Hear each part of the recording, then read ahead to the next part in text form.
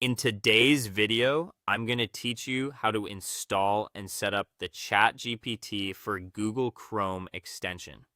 We'll go through the full process from finding the extension in the Chrome Web Store to adjusting the settings and finally testing it with a Google search to make sure everything is working properly.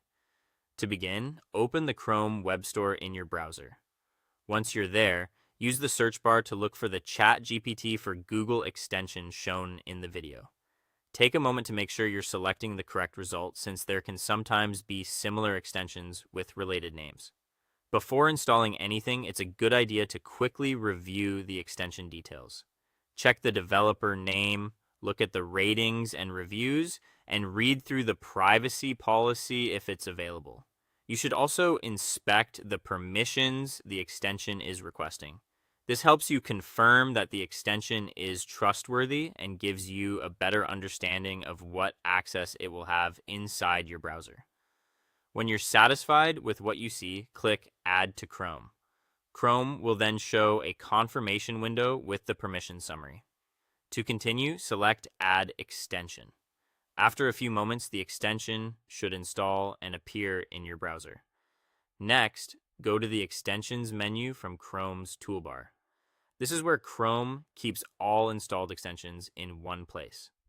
Find the ChatGPT for Google extension and pin it so it stays visible on the toolbar. Pinning it makes it much easier to access later, especially if you plan to adjust its options or use it often.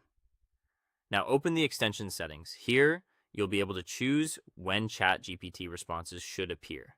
Depending on the available options, you may be able to control how often the response panel shows up alongside your search results.